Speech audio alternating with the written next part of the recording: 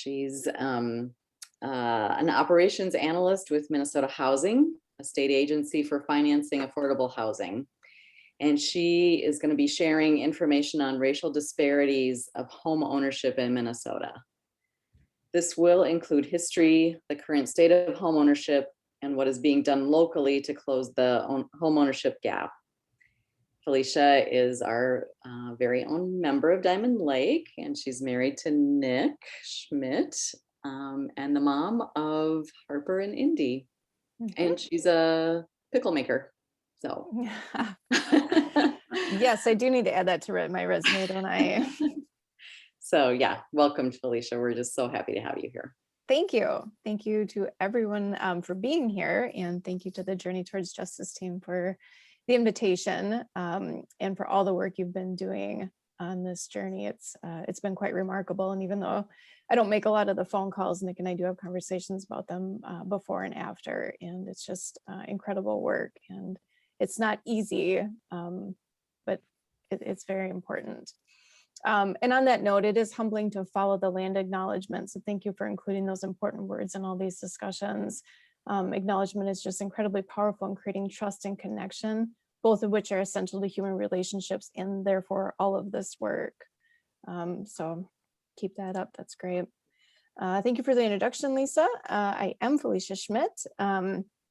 I do work for Minnesota Housing, and if you don't know what that is, we finance affordable housing, both multifamily and single family throughout the state of Minnesota. So that's both in the Twin Cities and greater Minnesota. And we're, I think, the 5th largest bank in the state. But again, like, our focus is affordable housing versus market rate. I have a degree in housing studies with an emphasis on minority and low-income populations, and a minor in American Indian Studies from the University of Minnesota, Twin Cities. I've worked in the housing field in a number of capacities for over 15 years, including market rate, nonprofit, and government sectors. Feels kind of weird to say that many years, but it's been a long time. I know you guys are all laughing at that. Yeah, it happens. Tonight, like Lisa said, I want to facilitate a discussion about racial inequities in housing, and specifically home ownership. It's a really big topic and generations long issue. So the historical part of this is going to be fairly high level, and it's going to feel to me like we're going really fast. And so if we need to slow down at any point, you've got questions, please answer or ask, and I'll do my best to answer them. And it's just an important part of the affordable housing discussion, but we're going to try to stay focused on home ownership specifically. And another time we can talk about affordable housing or homelessness, anything like that, but we're going to stay focused on home ownership tonight. John, you want to start up our slides?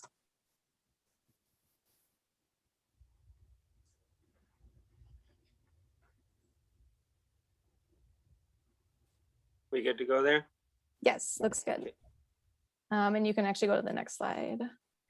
As Lisa said, I'm just going to start with a brief history of housing and some of the most impactful policies and practices, and then we'll discuss the impacts of those policies on Black families. And finally, we'll touch on some of the work that's being done locally to close that gap and acknowledge how systematic and policy-driven racism has hurt Black families. And then kind of a note too, that while this discussion will focus on the Black populations in Minnesota, it's important to note that many disenfranchised groups have experienced similar racial prejudices and blatant discrimination, and it's all but excluded them from home ownership opportunities. Next slide. I want to start by defining some key terms here, just so we're all on the same page about some of this. Segregation, we're referring to racial residential segregation, and it's the physical separation of 2 or more groups into different neighborhoods.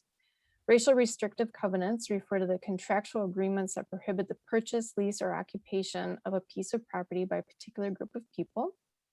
Redlining is the discriminatory practice of avoiding investment in communities with unfavorable or high-risk demographics, typically with large minority populations.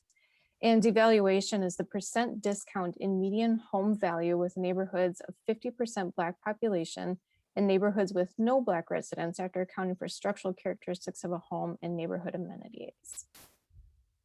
Any questions on that?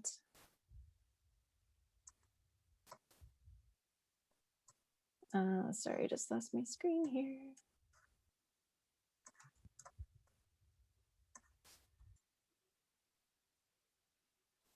Thanks, Felicia, devaluation is a new term to me. So I guess I think it bears repeating so that I can better understand it.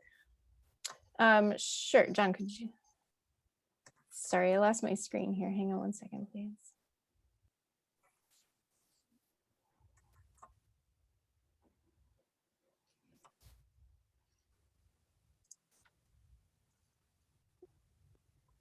Perfect, thank you. I'm back on track here.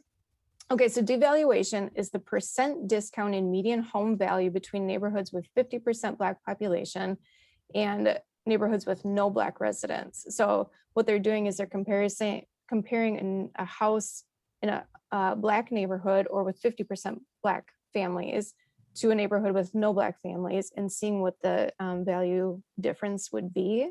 And we'll talk about this a little bit more in a context later in this slide. So hopefully that'll help clarify that for you. Good, thanks. Yep. Okay, next slide.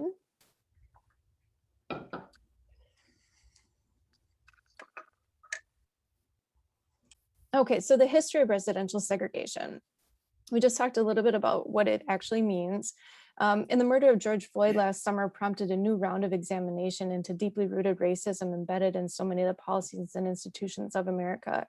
One pervasive and lingering hallmark is that of racial residential segregations.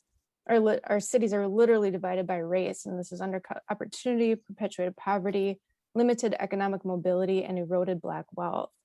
So let's break down segregation and briefly examine some of those causes. If you could all just take a moment to type in the chat some of the things that might cause or perpetuate segregation, and then we can read those.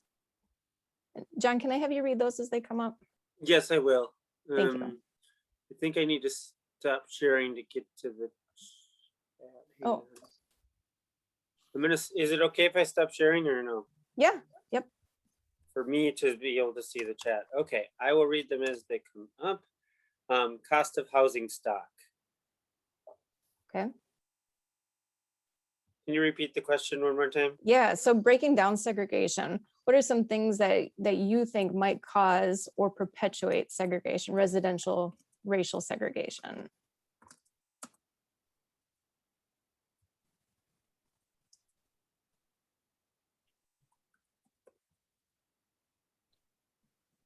Access to capital. White flight.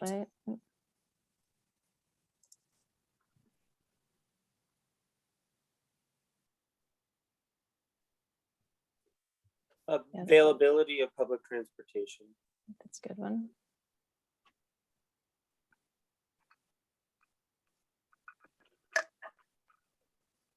Okay. Yeah, those are absolutely true. And good thoughts on there. They definitely play a role in this. We often think of segregation and housing as sort of naturally occurring. People like to live with people who are like themselves. Where we attribute it to white flight, the result of steering, either white families to Black neighborhoods or vice versa, or even redlining, which we'll talk about more momentarily, which of course hugely impacted Black homeownership. Local covenants was just put in. Absolutely. Yep. Yes, and we'll talk a lot about those too. So these are all true, and they're also part of a larger truth, and that is that our government has actually determined where white and Black families could live. So a big part of this conversation is going to be regarding the book, The Color of Law, which is by the author Richard Bostine, if anybody has read that. And he dives into what he calls the forgotten history of how the government segregated our neighborhoods. And I'm just going to read this quote at the bottom here because it's really, really powerful and just really important in understanding the history of some of this. So he says, the segregation of this country is not the unintended consequence of individual choices or well-meaning law, but of unhidden public policy that explicitly segregated every metropolitan area in the US. Without our government's purposeful imposition of racial segregation, the other causes, the things that we just talked about, would have existed, but with far less opportunity for expression. So he goes on to argue that segregation has been an intentional part of our laws and policies. And these are so systematic and forceful that their effects are still present today. I mean, that's huge. So we'll go through a little history timeline here, and you can see some of the policies that our government enacted to create the foundation for this. And John, actually, before we go on to that, I want to go Video? to that first Okay. video. So I'm we're gonna good. watch it. Oh, go ahead. No, you go ahead and introduce it. So it's a short video. It's about 6 minutes, and there is a little expletive at the beginning, and we may cut it out, we may not, but if you don't want to hear it, just plug your ears for the first 6 seconds. Yeah, we will probably enter mid-joke here. Okay. And jump into this thing. Hang on a second here. I always think you got it down.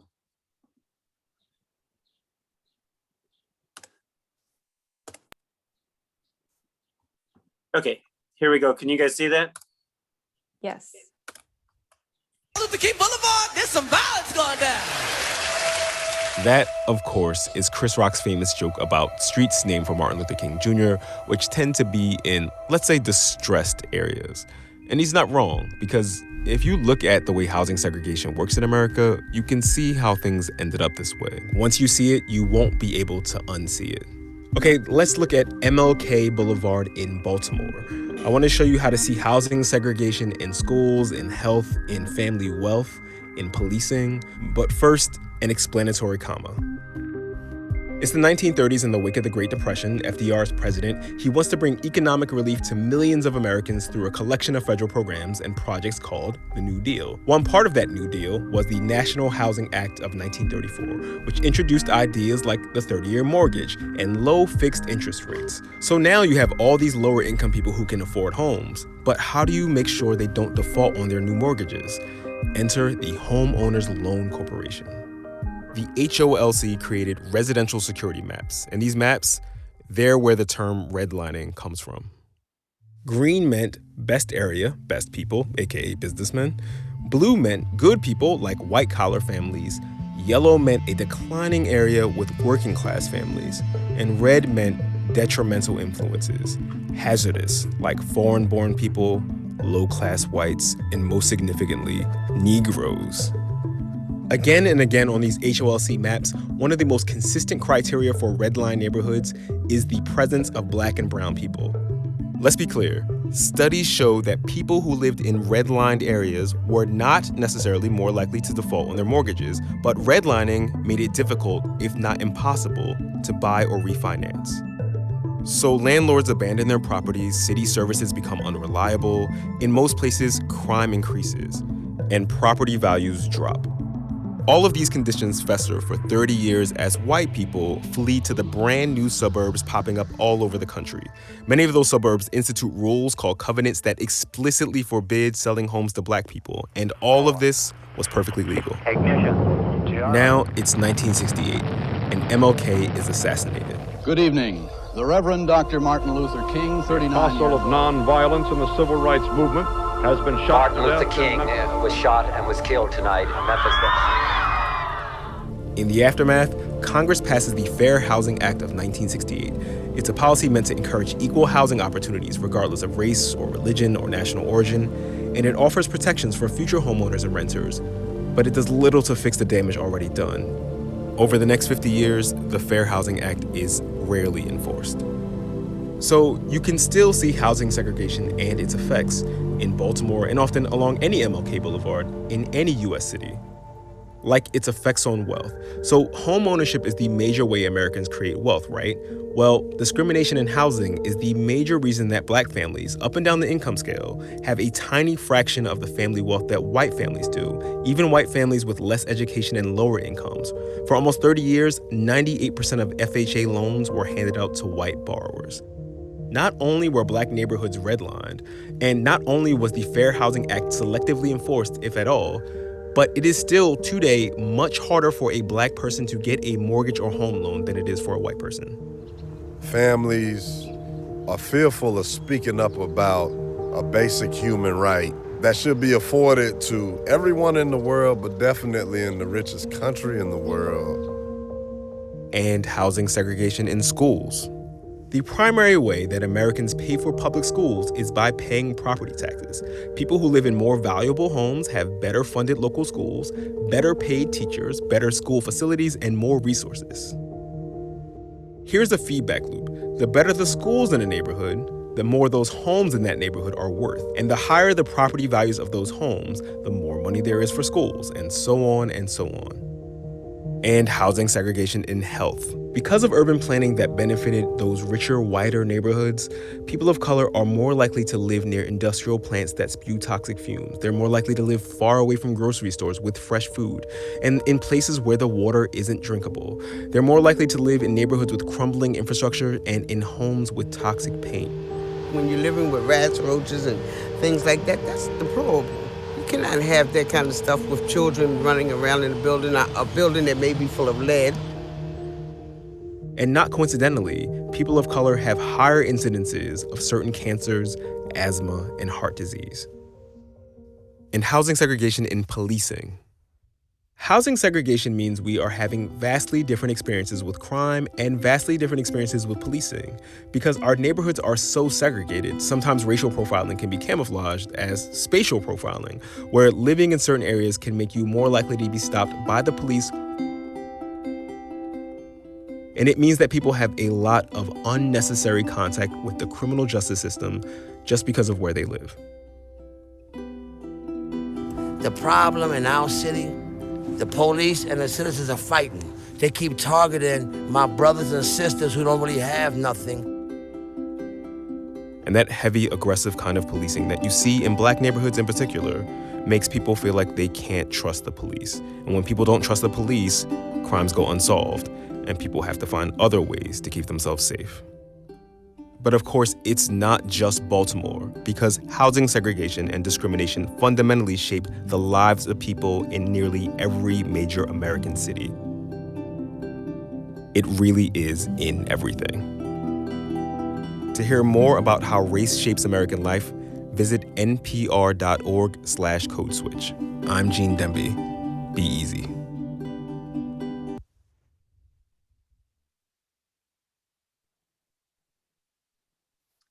Thank you, John.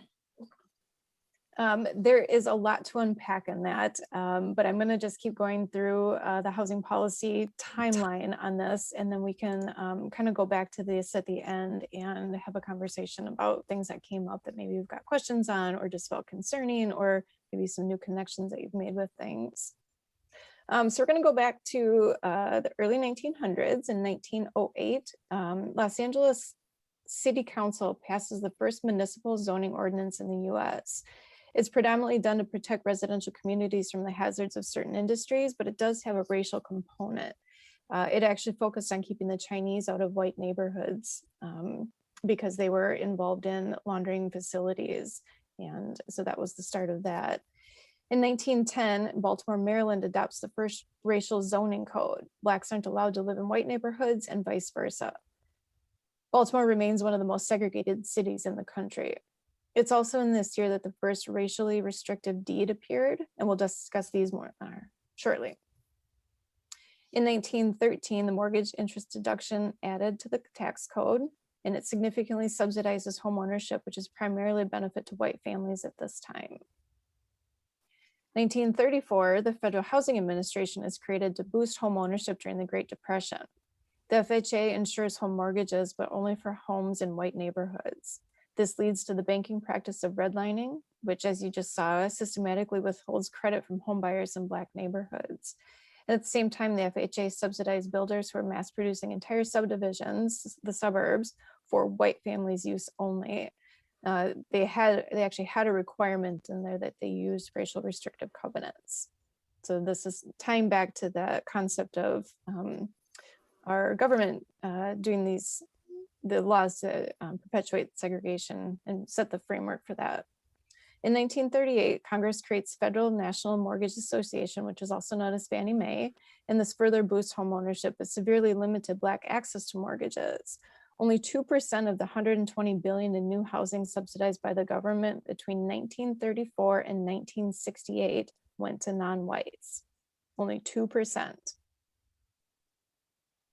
In 1944, the GI Bill promised many benefits to returning vets, including low-interest home loans. The VA begins insuring loans, but also adopts the FHA's discriminatory guidelines, so most Blacks, even Blacks just returning from war, were left out of the post-war housing boom. And we now know that that was a key source of wealth for white families. Next slide, please. In 1948, the Supreme Court's Shelley versus Kramer prevents court enforcement of racial covenants. So all the way back to 1948. However, the FHA evaded and subverted the ruling, preserving state-sponsored segregation for at least another decade, according to Rothstein's book. In 1968, the Fair Housing Act makes it truly unlawful to discriminate in housing. This act marks progress, but disparities in housing continues for a number of reasons, including inconsistent enforcement, previous discrimination in housing, and predatory lending. And then we fast forward to 2007, where the subprime lending crisis reaches a peak, and Black families experience nearly 3 times more foreclosure than whites. And a decade of progress in the rate of home ownership is essentially wiped out. In 2018, Minneapolis actually became the first city to allow multifamily residential housing in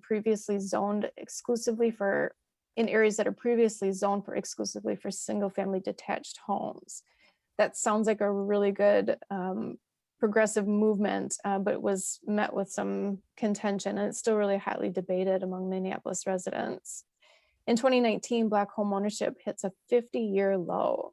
The median Black family owns just 2% of the wealth of the median white family. I'd like to circle back now on the topic of racial covenants and racially restrictive deeds and redlining, and share this short TED Talk that maybe some of you had a chance to watch this afternoon.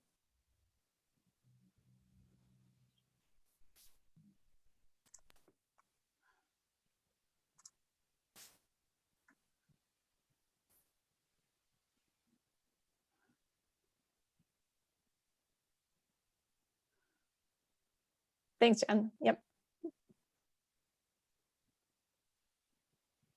This one's particularly nice because it's Minneapolis focused. In the fall of 1909, W.H. Simpson and his wife Daisy purchased a lot in the Prospect Park neighborhood of Minneapolis. They would be the second Black family to move into the neighborhood. But before they could even begin construction on their new home, they were confronted by a white mob. The mob spokesperson told the family in no uncertain terms that their new neighbors would take any means necessary to secure the Simpsons' removal. This confrontation, which the Minneapolis Tribune referred to as a race war, failed to terrorize the Simpsons into submission. They did continue to live in the neighborhood. But it did mark a turning point in the history of Minneapolis. You see, Minneapolis, like many northern cities actually, wasn't always segregated. And this may come as a surprise to some of you, but in the early 20th century, the city of Lakes was actually a fairly integrated place. In 1910, the part of the city with the highest percentage of Black residents, it's near North Minneapolis, and it's only about 15% African American. And in addition, there are actually emerging integrated communities in places like the South Shores of Lake Harriet, around Lake Nokomis, along the Mississippi River corridor, and sprinkled throughout northeast Minneapolis. But by mid-century, this picture looks radically different. Those Black families down by Lake Harriet and Lake Nokomis, all gone. Same story with the Black families who were living along the Mississippi River. In fact, by 1940, there is no census district in northeast Minneapolis containing multiple Black families. And it's important to note that during this period, the overall number of African Americans is actually staying fairly consistent. In 1910, 1% of the city is Black. By 1950, it's increased, but only slightly, to 1.5%. So this concentration that you see, and if you look at this 1940 map, you'll see we actually have majority-minority neighborhoods by 1940. This concentration is not the result of an influx of new African Americans into the city. Rather, this is the result of taking an existing integrated city and forcing African American families out of these integrated neighborhoods and concentrating them into small pockets of Minneapolis. Minneapolis simply was not always segregated. And when the Simpsons moved into the Prospect Park neighborhood, they had no idea of knowing that the city was on the cusp of a massive racial reordering.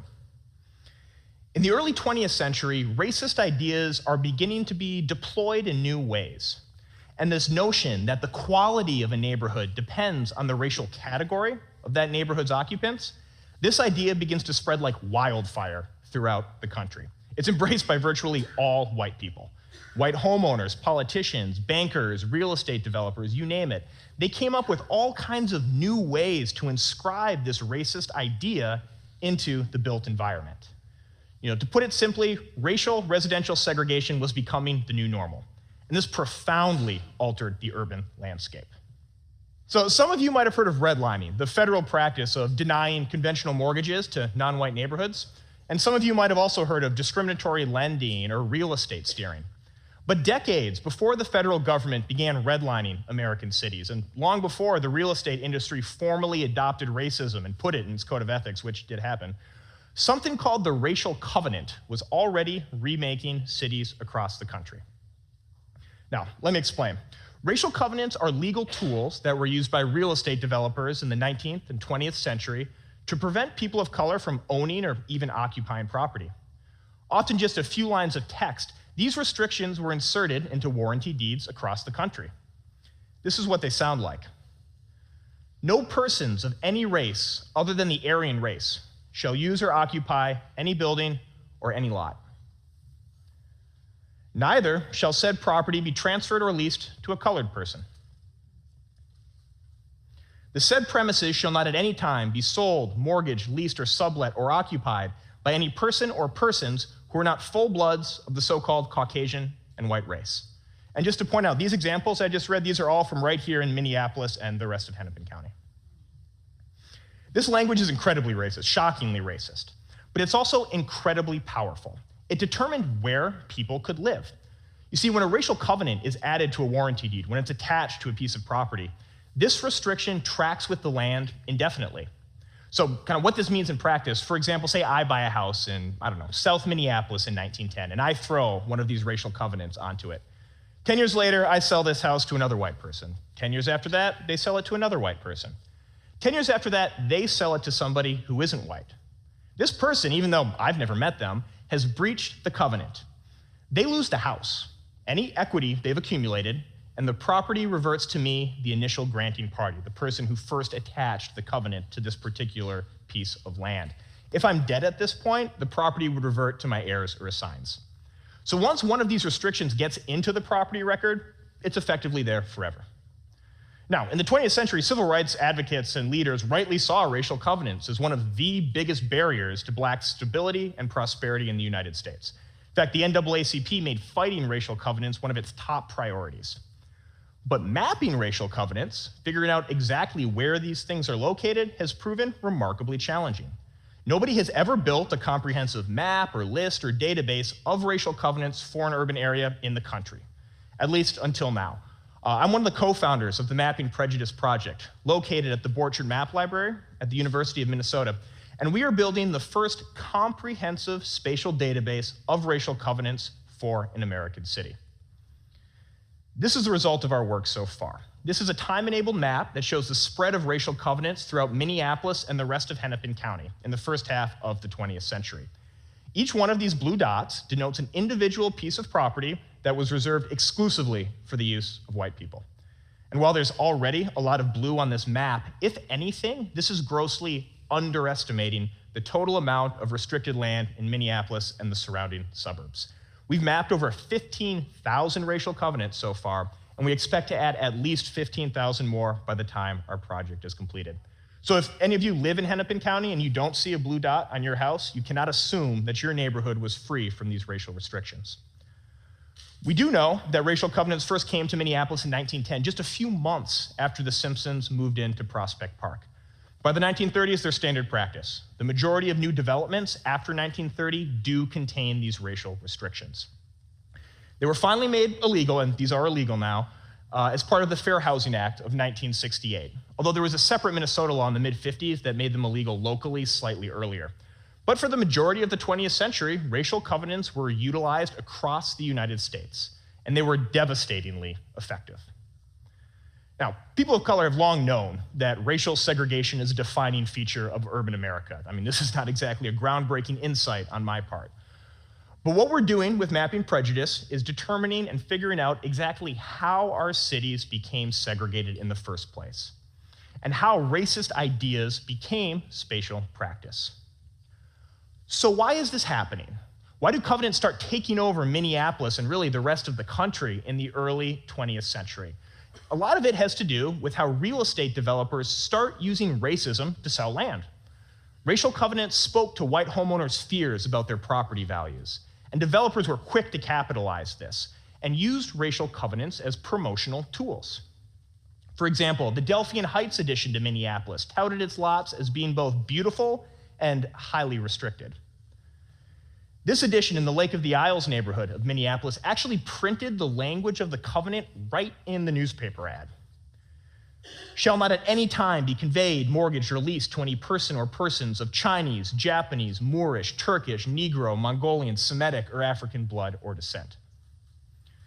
And these restrictions aren't just being used to keep existing white neighborhoods white, although that's certainly part of it. They're also being used to ensure that all new development is reserved exclusively, really, for the use of white people. Consider this photograph. It's an aerial photograph of South Minneapolis from 1938. And each one of these red polygons denotes an individual lot that was racially covenanted prior to this photo being taken. And as you can see, land is being racially restricted before any other development takes place. These covenants are going in before the roads, before the construction of new houses. They even predate the sewers in some parts of the city. The first thing developers are thinking about during this period is race. And this practice ensured that Minneapolis and other cities across the country, as they expanded in the 20th century, this expansion was solely to the benefit of white people. But racial covenants aren't just determining where people can and cannot live. They're also determining who can accumulate wealth through homeownership.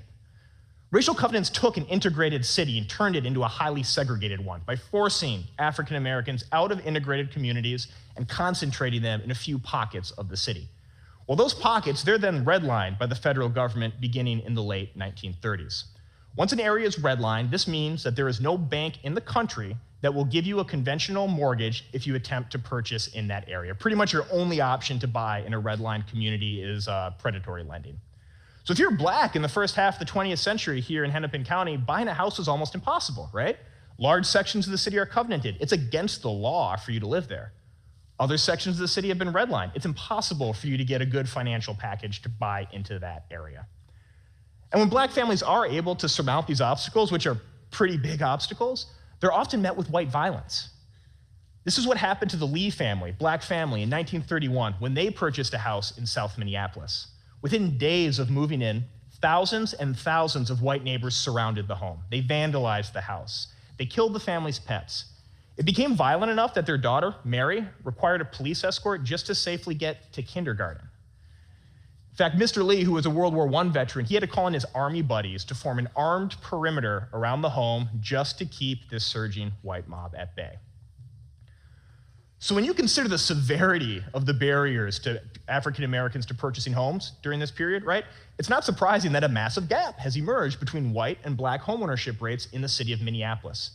In fact, a recent study by the Star Tribune using the 2010 census found that of the 100 largest metropolitan areas in the country, Minneapolis has the largest gap between black and white homeownership rates.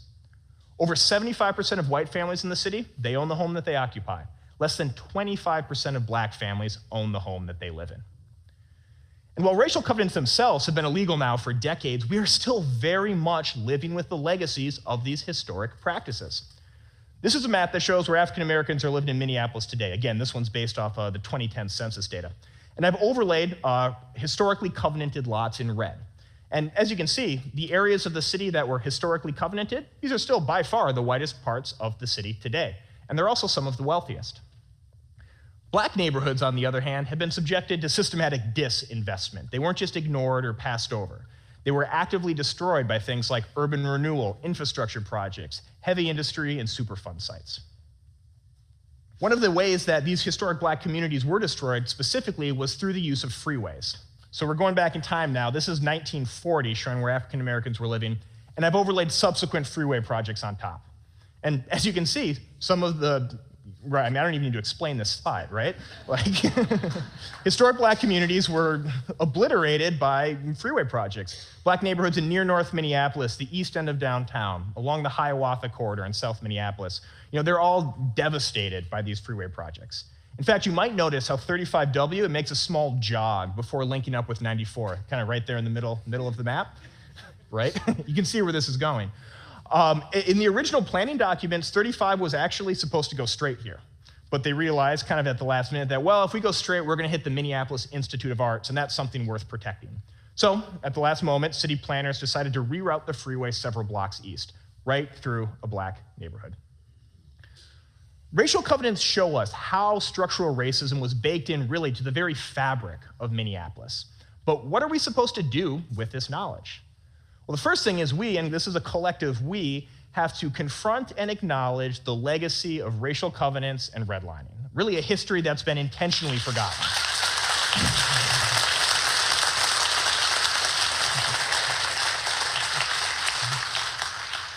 Minneapolis, like many American cities, was not always segregated. And our contemporary racial disparities are not rooted in poor individual choices or cultural differences or individual pathologies. They're rooted in structural racism. And that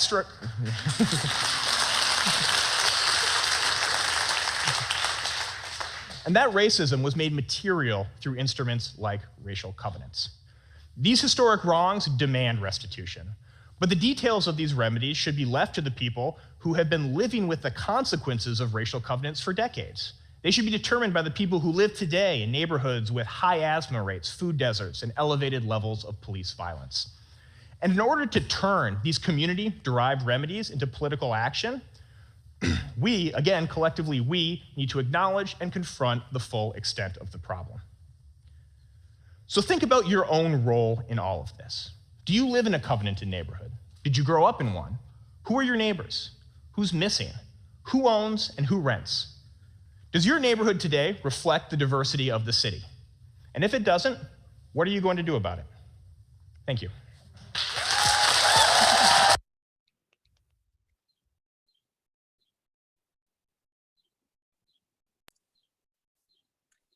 Thank you, John. Again, a lot to unpack in these videos, but he just does a great job of compacting the history of Minneapolis in there.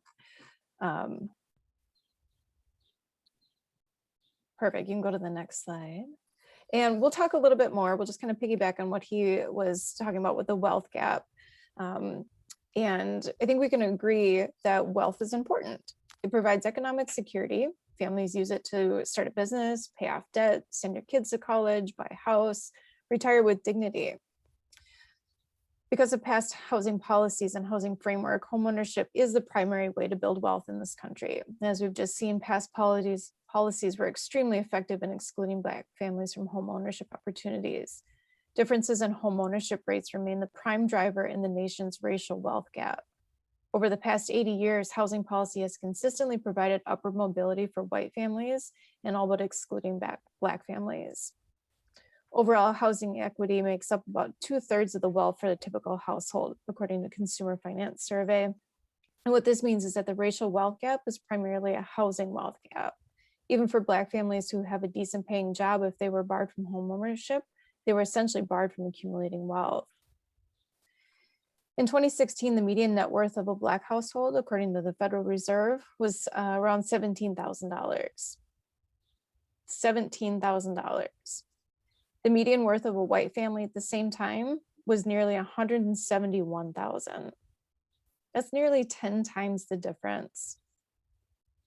According to Rothstein, who quotes, "This enormous difference in wealth is almost entirely attributable to the federal housing policy implemented in the 20th century. African-American families were prohibited from buying homes by the FHA and gained none of the equity appreciation that whites gained," end quote. History is important here, as wealth or the lack of it is passed from generation to generation. Next slide. Oh man, next slide. And here we're going to talk a little bit more about devaluation. And here I reference Andre Perry's book, Know Your Price. It's also a good resource. And the devaluation of homes in Black neighborhoods is just another example of the ongoing racism in housing. And it also directly contributes to the wealth gap. According to the Brookings Institute, it's estimated that homes in majority Black neighborhoods are undervalued by $48,000 on average. This devaluation adds to the wealth gap, and Black children are less likely to experience intergenerational economic mobility. Cumulatively, this chronic undervaluing costs Black homeowners $156 billion in lost wealth. He goes on to explain this in kind of terms of lost opportunity, that over the course of 40 years, that goes up to $509 billion. And that's 4 million Black businesses that didn't launch and 8 million four-year degrees that were not funded. Just represents volumes of stolen opportunity over a generation. Many stories have been written lately on this topic of racial bias and discriminatory practices. A quick Google search and you'll find tons of articles, very recent articles talking about this. And even with that, there's still that are somewhere that are unwilling to acknowledge that this is even a problem. I just want to show you one last clip. And John, I think we've got to go back one, just to highlight this. Yeah, there you go. This is in 2019, Congressman Al Green of Texas asked leaders of several real estate professional organizations if they believe discriminatory practices played a role in devaluation of property. So again, these are some leaders in the real estate field. And if you can click on that one, this one's just a minute or two.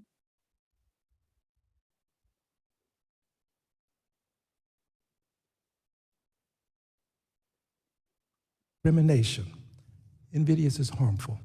Do you believe that invidious discrimination, invidious is harmful, invidious discrimination plays a role in the devaluation of property in neighborhoods that are predominated with minorities, but more specifically, Black people? If you do believe this, John, is there video? raise your hand. It's not coming. Did anyone see video there? No. Okay, hang on. This things never go as you hope. Thank you for taking that on and not me. Plays a role. There it is, perfect. I'm gonna go back just a little bit. Yep. Neighborhoods that are predominated with minorities, but more specifically, Black people. If you do believe this, raise your hand. I want my staff who are recording this to be sure to get this picture. Would you raise your hand again, please? Only one person believes that invidious discrimination plays a role. So let me ask again, for fear that you didn't understand. If you think Black people are being discriminated when their property is being appraised, would you kindly raise your hand? One person on the panel. If you think that, for fear that I'm not communicating well, if you think that Black people are not being discriminated against when their property is being appraised, if you think they're not being discriminated against, kindly raise your hand. Okay, hands now, we're getting some consternation, I see.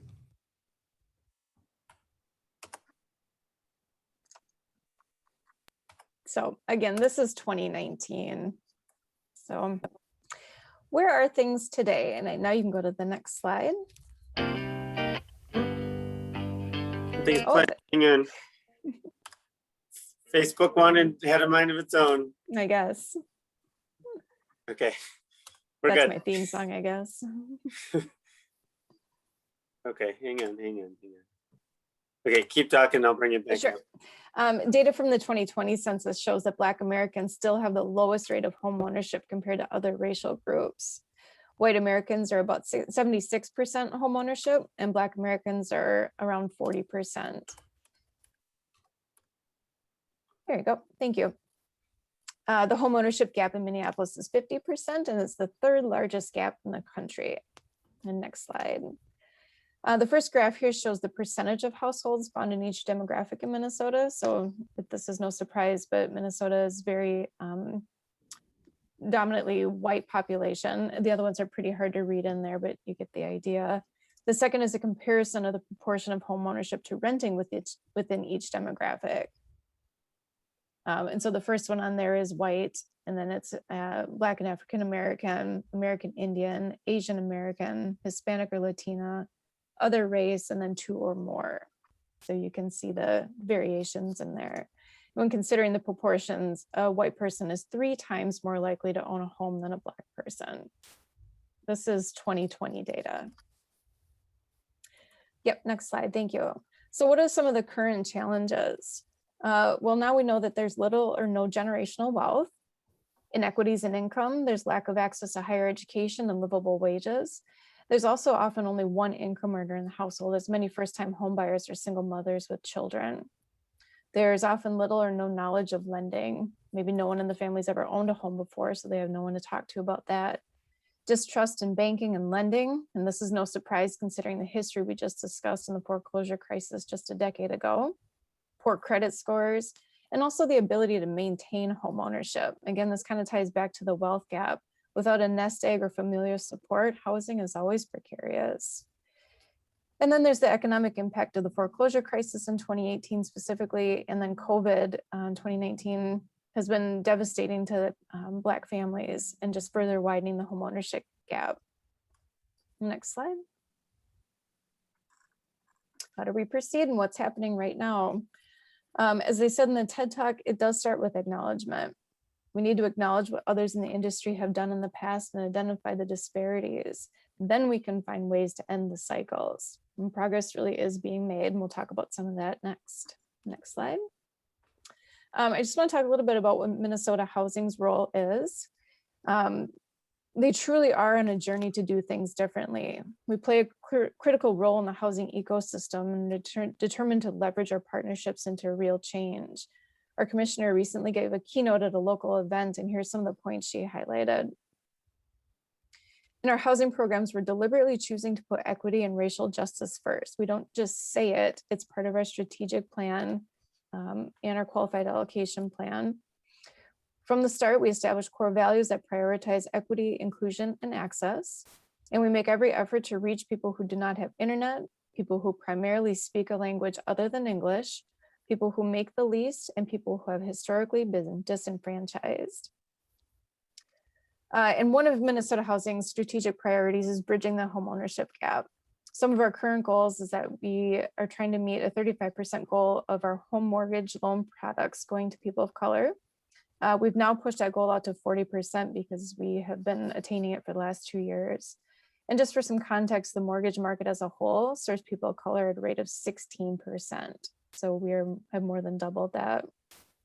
Of the $1.6 billion in program resources that Minnesota Housing distributed in 2020, $1.2 billion or 75% went to affordable home ownership, primarily as home mortgages with down payment and closing cost assistance. About 4,300 people bought their first home with a Minnesota Housing mortgage in 2020, and 35% of those were people of color. And those mechanisms are absolutely critical when we think back to the generations of lost wealth due to discrimination. Down payments are significant, and if you don't have a fair wage employment or family wealth, a down payment is simply out of the question for many families. Minnesota Housing also helps fund home buying education, counseling, and financial empowerment. And finally, they co-lead and actively participate in the Home Ownership Opportunity Alliance. And that collaboration is a group of industry professionals with the goal of creating systematic change to close the home ownership gap. So again, it's about leveraging those relationships. And there's 2 key things to note here. There really is no one solution. We can't build our way out of this. There's a lot of talk about the lack of affordable housing. And of course, that's critical, but that's not the only answer.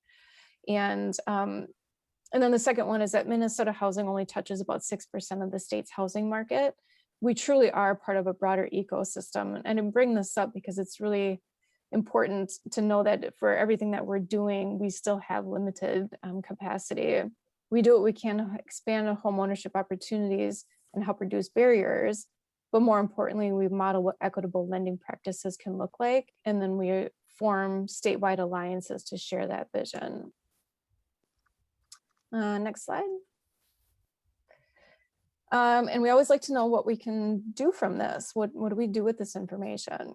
Well, if you're a homeowner, you can find out if you have a racial restrictive covenant deed on your deed and work to have it discharged. We just heard about the Mapping Prejudice Project. They finished mapping Hennepin County in 2019. And in that practice, they reviewed 177,000 historical documents in search of the racial covenants and identified over 30,000 in Hennepin County. They partner with another organization called Just Deeds to turn this into further action. And Just Deeds helps homeowners by providing free legal and title services to discharge their racially restrictive covenant from their deeds. It's important to note that this doesn't erase the history, it doesn't change the history, but facing it is one of the first steps that we can take to address the adverse effects that this has had on colors of community. So it's a symbolic and powerful step that we can do. And if you want more information on how to do that, you can go to the Just Deeds website. Nick and I just finished our application a couple weeks ago, and it took about 3 weeks to even get a response because they've been so overwhelmed with inquiries. So if you do it, just be patient with them.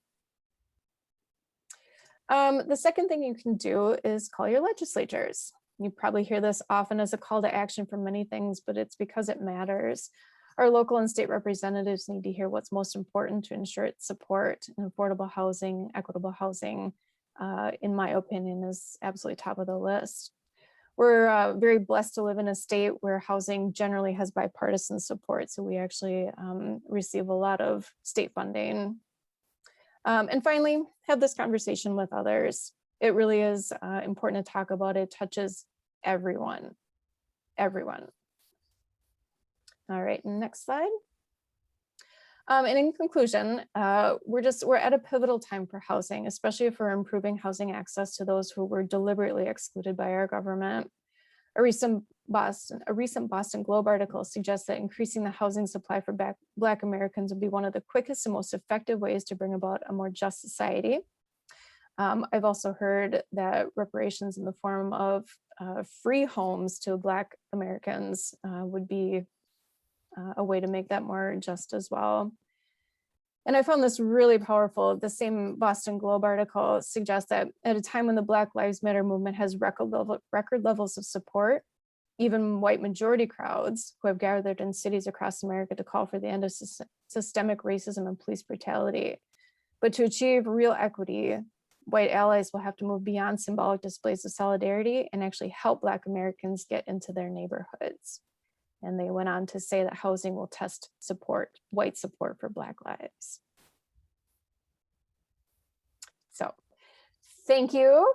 I'm happy to open this up for just a broad discussion, or if you've got specific questions, I'm happy to answer those things. Does your organization that you work for have any, what's your position on the Minneapolis, the 2040 thing? Because I was struck by that quote from the Boston Globe that I thought kind of resonated with that there's a lot of lip service paid to, we need affordable housing, we need integrated neighborhoods. And yet when this plan came up, this so-called, you saw these signs sprouting up saying no to 2040 and it's going to ruin our neighborhood and we don't want multifamily, fourplex on the end of my block, and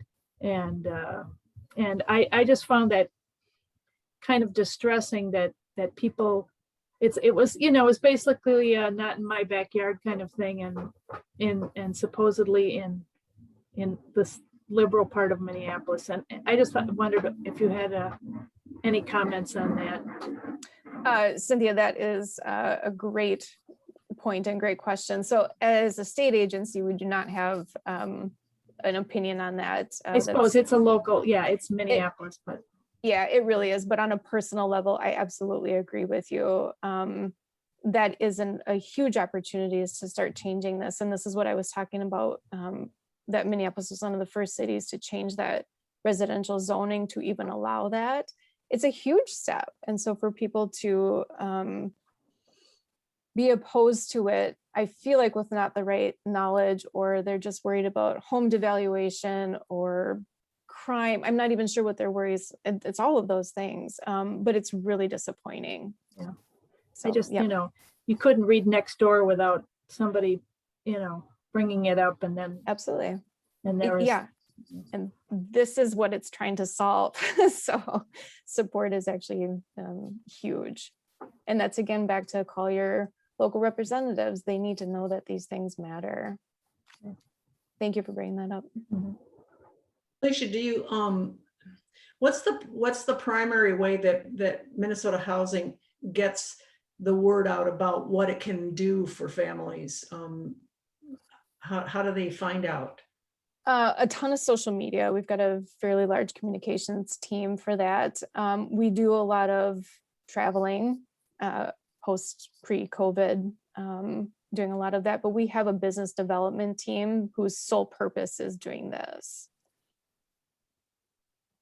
And do you work with developers? Do you get into that equation when developers are presenting plans to cities? And yeah, okay. Yeah. So I work on the multifamily side. And so we definitely work right with developers for, the fourplexes, the bigger apartment buildings. We work with small developers, big ones, mom and pop shops. And then we've got the single family side who is working on the home ownership part. And they're definitely doing the more person-to-person contact, and they would do presentations similar to this. So not only talking to potential home buyers or people who are current homeowners that need help maintaining their home, but they're also talking to different lenders and real estate agents to show support for Black and minority populations, to just remind them that we have to work with everyone here. I'm just wondering, is there follow-up after folks are in a house? One of the problems with home ownership, especially for folks that are new homeowners, is the costs of a plumbing problem or needing a new furnace, or there's just lots of things that happen along the way. And I'm just wondering, does Minnesota Housing help with any of that? They do. Yep. And so I guess I'm not positive what category it falls under, but that would be like under the home ownership maintenance category. So yeah, if people need help with something ongoing, a rehabilitation project, but keeping people housed is also one of our strategic priorities, both on the multifamily and the single family side, because that's great to obtain housing, but you have to be able to stay in it also. So there is a new program called Rent MN. And right now, maybe you guys have heard it probably through Nextdoor also, but it's specific for renters who've been impacted by COVID-19. But the home ownership side of that program is going to be launched in the next couple of weeks here. And that'll be a huge one too, because obviously COVID-19 has had remarkable economic impacts on families, and especially Black families or people of color, and keeping them housed and out of homeless situations, even doubling up, is critical right now. Felecia, you mentioned kind of you guys at Minnesota Housing are part of like a greater ecosystem of people. What are some of the other maybe organizations or groups that are maybe have major roles as well in working on some of these issues? There are gazillions of them. Okay. we just have partnerships all over the state, in the city and greater metro. But they would be like different county HRAs, they would be homeless shelters, they would be private developers, nonprofit developers, other lenders. I mean, basically anybody who touches housing, we would have some sort of partnership or connection with, and potentially be funding also. So, and that kind of goes back to why it's so important for us to have the strategic priorities of equity and social justice, because if we are seen as leaders and can hopefully impact how other people are working through this. Felecia, how many families in Minnesota does your agency work with in a year's time? Do you have a rough idea? Oh, that's a good question. So again, it would be kind of the breakup of the multifamily and the single family side. So the single family side, that's a big one, because it would be like how many people get home ownership assistance, how many people get the loans, how many get maybe just even the counseling that we fund. So there's just a lot of different things in there. I'd really have to go back to our website to get you a real number. And don't get me wrong, we have all this data. We have lots of data. But I don't know it off the top of my head, but I'd be happy to get that for you. It's okay. Okay. And I mean, on the multifamily side, it's, you know, many, many tens of thousands of people every year.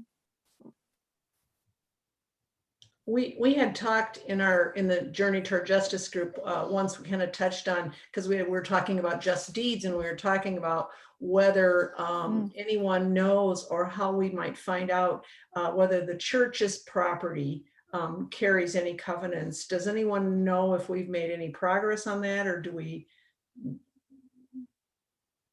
Nick is looking into that. Nick Schmidt. Nick, yes. I'll speak for Nick Schmidt, who's bathing our children right now. And so he should. Oh, he said we're trying to find the abstract. So that's the last I heard, is that he's trying to find the abstract. But I don't know how that works with a non-residential property. And I would be very curious to see it too.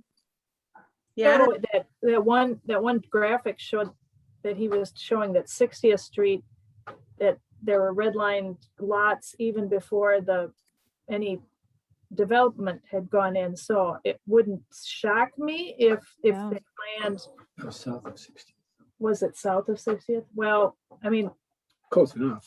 But it wouldn't shock me that if that land had been earmarked for that, who knows?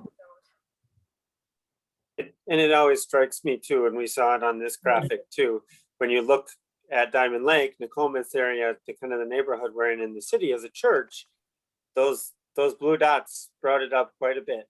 And I've seen that too on the documentary Jim Crow of the North. They just kept spotlighting this neighborhood that our church resides in. And I think that's where starting with conversation and education is so important. And then where do we go from there? And thank you for sharing all of that today, Felecia. Yeah. Was there anything that stuck out to anybody that was shocking? Did you learn anything new? I was kind of surprised to see how far out west those blue dots went, like, around Lake Minnetonka. I mean, people must have been just so worried that they needed to protect their property way back then in the suburbs. It's just kind of surprising. Yeah. And the way that sentiment hasn't exactly changed in almost 100 years, over 100 years now, is just really troubling and disappointing. But I mean, the 2040 plan is a great example of that.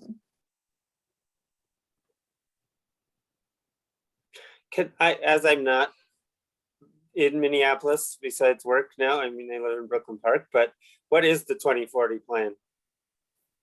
Maybe I can look it up too, but is there a brief gist?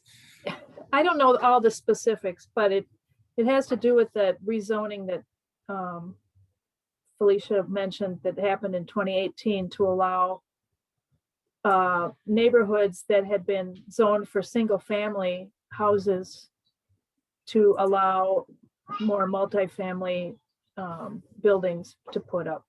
And, people were spreading these rumors that, my neighbor could sell their house and the next thing I know, I have a fourplex.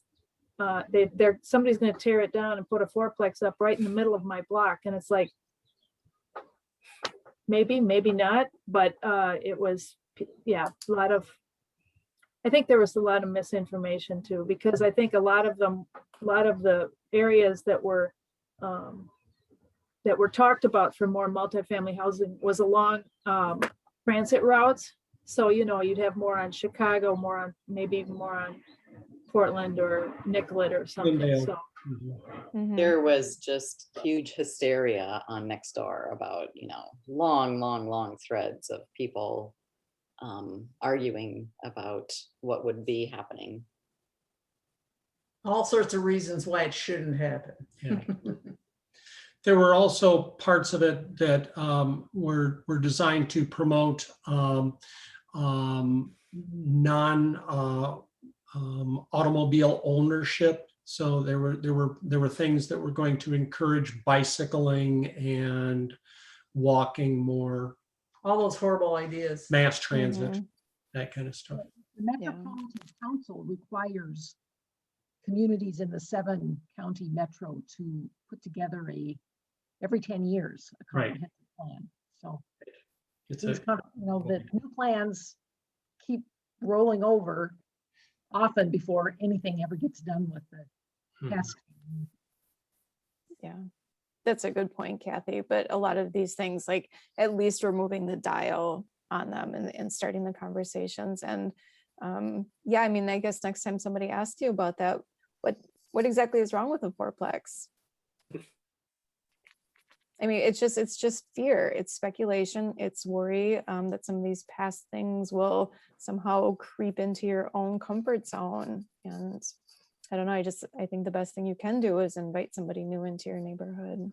Go into like, even around like Lake of the Isles and what we consider the really pretty nice and fancy neighborhoods. There are apartment buildings that were built in, turn of the last century, fourplexes, and they're nice.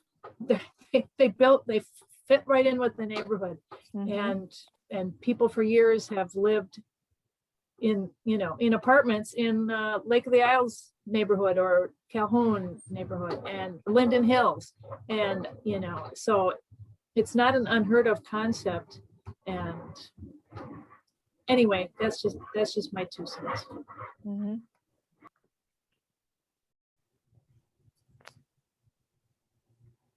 And many of those people that are probably against it are for it in other neighborhoods. I mean, there becomes this fear, like you said, Felecia, of when it kind of comes to you, you change your tune. It's great somewhere else, but not for me. And then, that's kind of the kind of mentality that we have to start changing.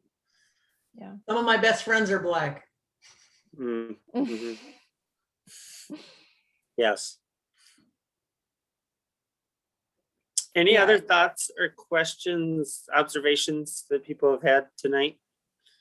I'm just wondering one last thing. Is there any particular reach out to Indigenous populations, or is it just? Absolutely. We work with all 11 tribes, and we actually have a tribal liaison as a staff person. And I mean, that's a huge topic also. So yeah, we are working with both urban and reservation populations on housing, in both multifamily and single family, and all the things that would be needed to secure housing and continue it. Do you work with Habitat for Humanity? And do you know if they have a plan for diversifying neighborhoods? I'm sorry, what was that last part, Judy? Do they have a plan for diversifying neighborhoods? So the first part, I think we do have some sort of partnership with Habitat for Humanity, and I would bet it's a funding partnership. I don't know much more than that, but I can look into that as well. As for a plan for diversifying neighborhoods, I mean, that's a little tricky because you can't just diversify neighborhoods. You have to break down the barriers so that can sort of naturally occur. One thing I kind of wanted to highlight too is that I didn't actually read the mission of Minnesota Housing, but one of the components of it is not only is affordable housing safe and necessary, but finding a home in the community of your choice is a big part of that. And it's a big missing part of the conversation often, that cities and developers often decide where low-income housing can go. But what if it's not where you want to live? What if you actually want to stay in your neighborhood, but gosh, you just want a nice place to live? Or what if you do want to get out of your neighborhood, but you are now priced out of it? So I don't know that policy can really dictate who can live where, but they definitely can, but you can't actually make people go there. I mean, that's exactly what we're trying not to do, really.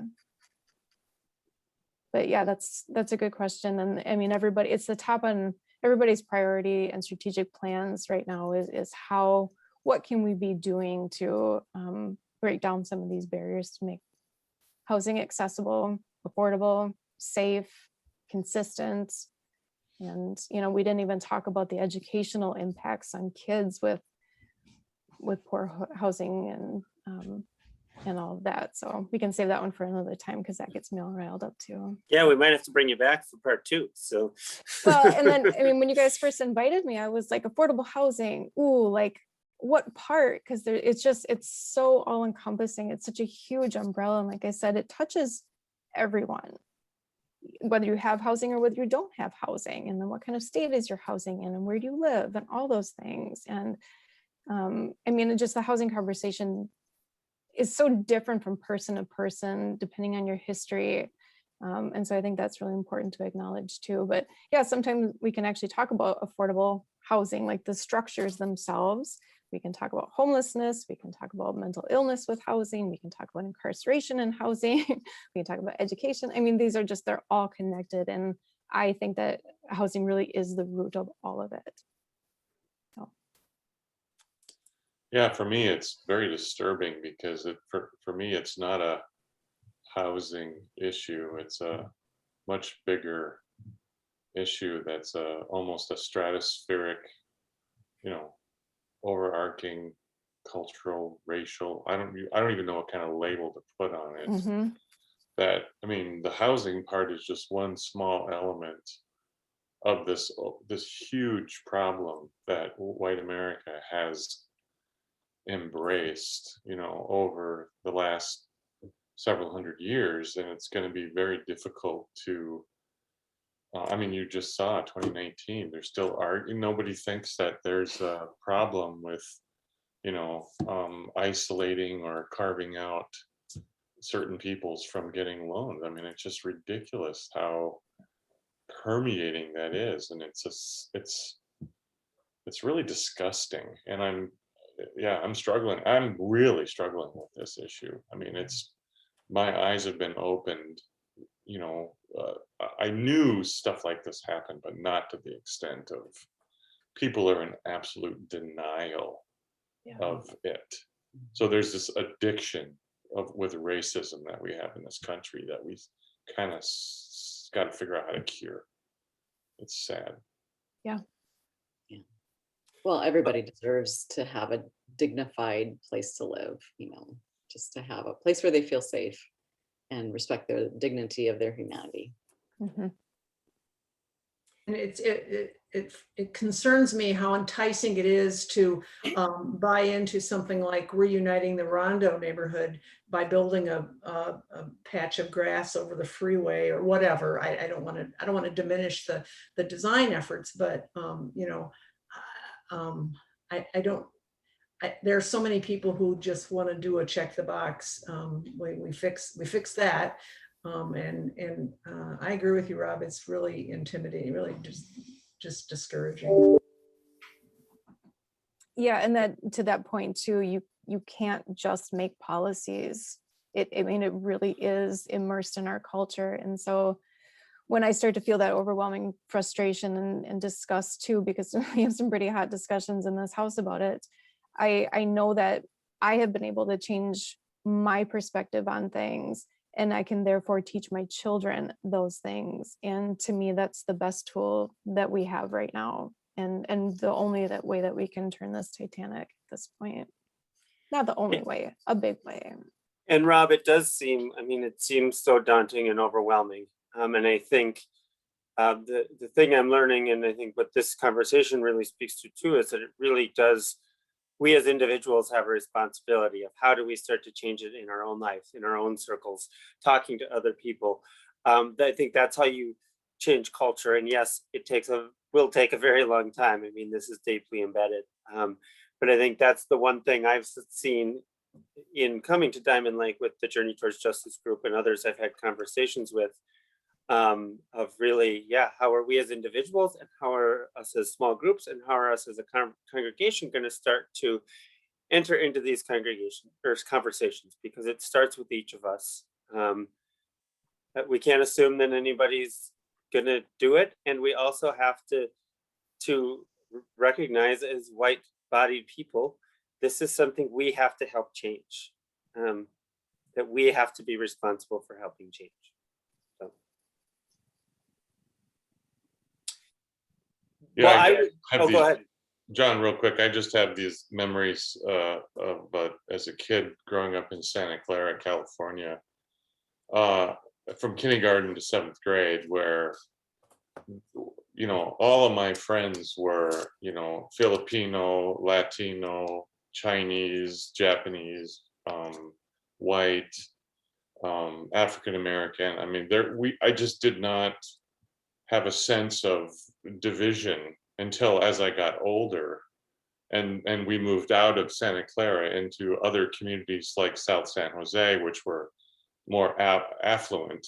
All of a sudden, these divisions started appearing, and these groups started forming. And so it's just, that's the thing that is really discouraging, is that it seems like as you go up in affluence, you seem like you have to isolate yourself or protect yourself. And it's just, so thank you for those words. And I will endeavor to persevere and try to make some change and keep an optimistic outlook, but it's very hard right now. Yeah. Absolutely. I guess just to piggyback on that, are there specific things that you would suggest, Felecia, or ideas, things that we can work on? Run for office?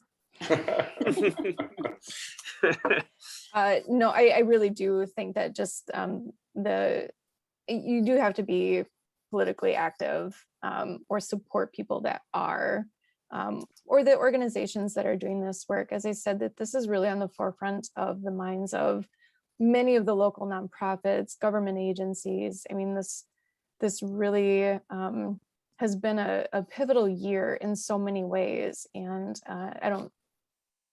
I think people don't want to lose this momentum. I know we've been in situations like this before, but this one's different, and there's a lot of power behind this. So yeah, just be involved, support the things that you care about, talk to people, teach people, ask questions.